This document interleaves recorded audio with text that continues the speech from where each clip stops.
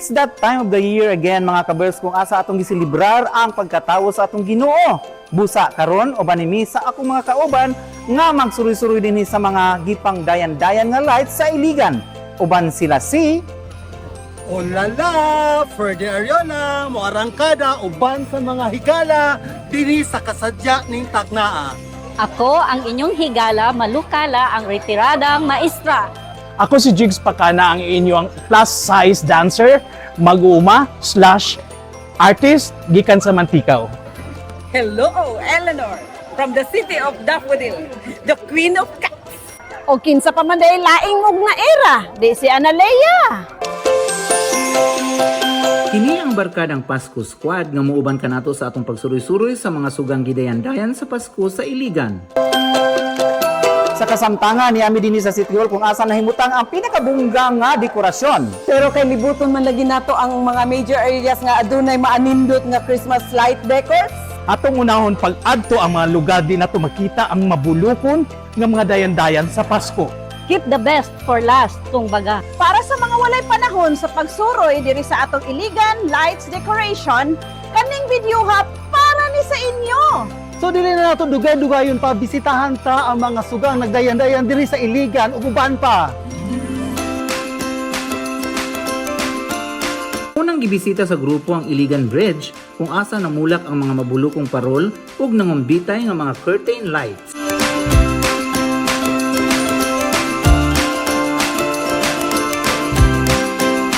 Ang ganahan pinakuha ni nga kuan ba kay nanang ang symbolic lang gyud siya kay ang bridge man gud ko ingo iti kwento pero the bridge siya o sa Christmas culture.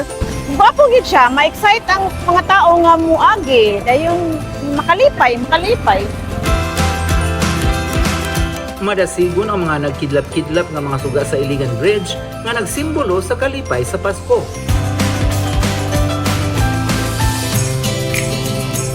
Uman sa Iligan Bridge, may diretso ang grupo sa ikaduhang area. Siyempre mga kaberks, di gud pwede kung di may mabisita ninhi sa Kinakusgang Plaza. Grabing kahayag ang nasinati sa grupo sa pag-abot sa public plaza, sanglit din himan na himutang ang giilang kinadak ang Christmas tree sa syudad.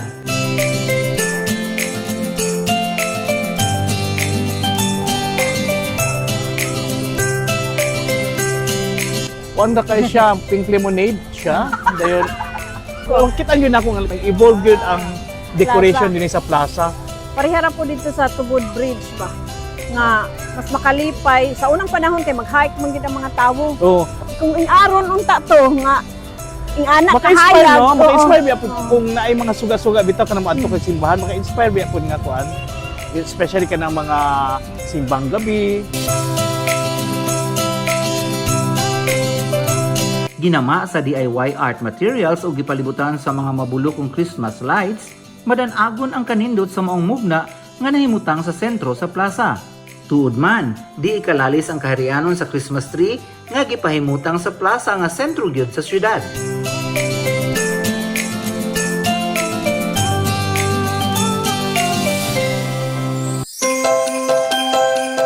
Next stop, ang arko sa St. Michael's Cathedral. Daw nahimo ng celebration emblem ning arkong atubangan sa katedral sa Iligan. Ang dekorasyon niini magdepende sa selebrasyon nga gipahinungdan. Dapat lang sila mubutang ani kay simbolo man ni nga naay simbahan diri sa Katolik. So karon gani nga lightings nila mas tsada siya, mas hayag, mas klaro ang mga decorations ug suga ug ang ilang paintings. Ug tungod kay nailaman nga ganghaan sa syudad ang arko, mas gihimong instagrammable karon ang maong mugna. Wow! Amazing!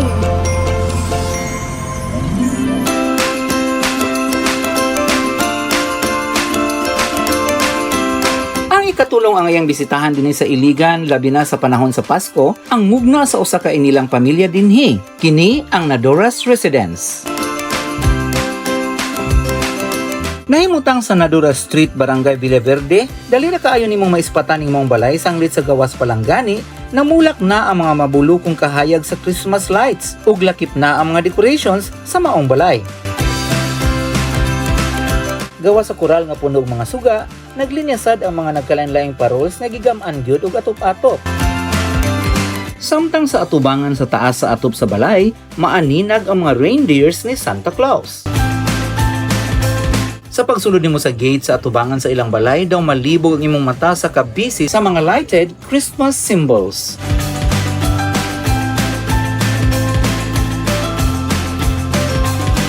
Syempre sad sa sulod na himutang ang mga maanindot nga nativity scene ug ang super nindot nga bonggang Christmas tree.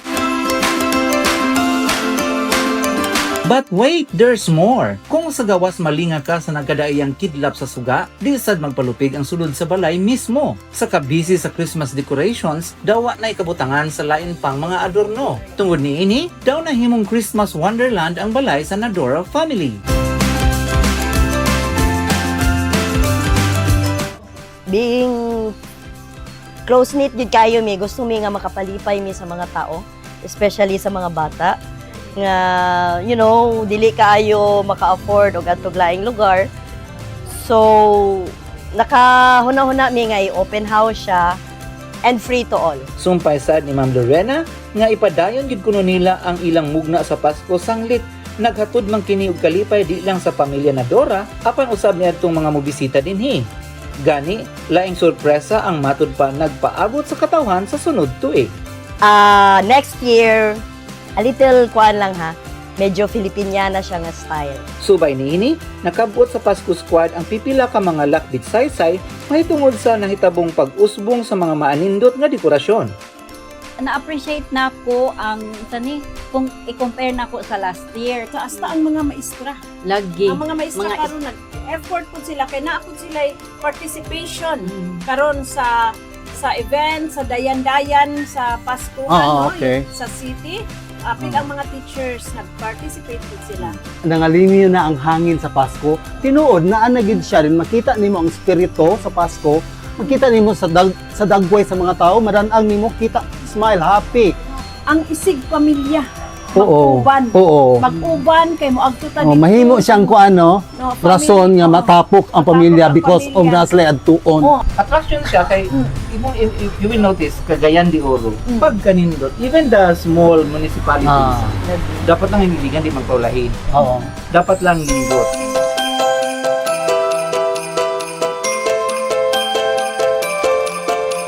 Gikan sa Christmas Wonderland nga tema sa Nadora Residence, dinhi kita sa cream of the crop Christmas decoration sa Iligan City. Ang mga madasigon nga mugna nga nahimutang sa City Hall. Sa pagsaka pa lang nimo sa dalan padulong sa City Hall, pipila na ka mga nagkadaiyang lighted decorations ang imong magian. Lakip sad nga gibutang sa unang hutong sa agianan pataas sa City Hall ang gitawag nga portal to the Candy Wonderland. Ang Instagrammable nga 3D portal makeshift kung asa nagsilbi sad nga photo opportunity background.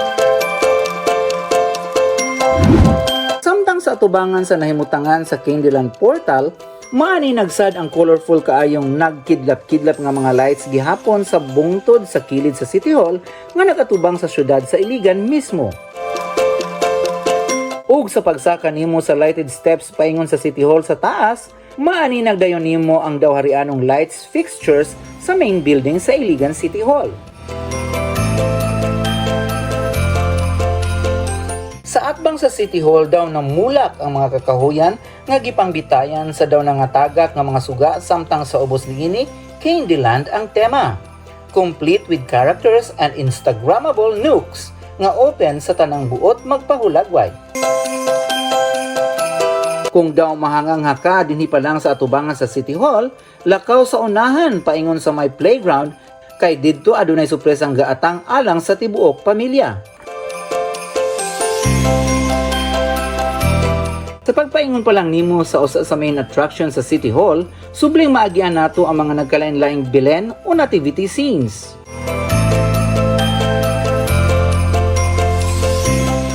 Sa medyo unahan, makita na dayon nato ang main attraction nga gitawag nga Christmas Candyland. entrada pa lang sa maong area, daw ma-amaze ka sa mga disenyo nga daw gahatod kanimo sa lain nga kalibutan.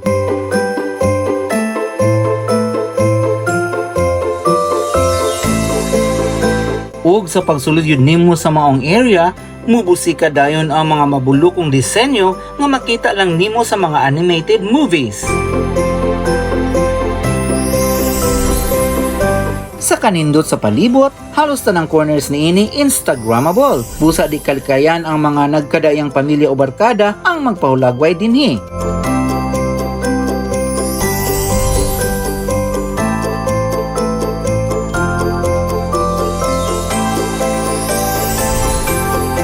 Sa kinatibukan, niadtong buot mulaag dinhi sa Iligan City Hall ang ayan gyud nga aduna kamoy balon nga kamera. Kay sa kanindot ning mga gimugnang decorations dinhi, daw mausik gyud ang inyong pagbisita kung way mga hulagway nga matago nga magpahinumdum kaninyo sa talagsaong mga sugang dayan-dayan sa Pasko dinhi sa Iligan.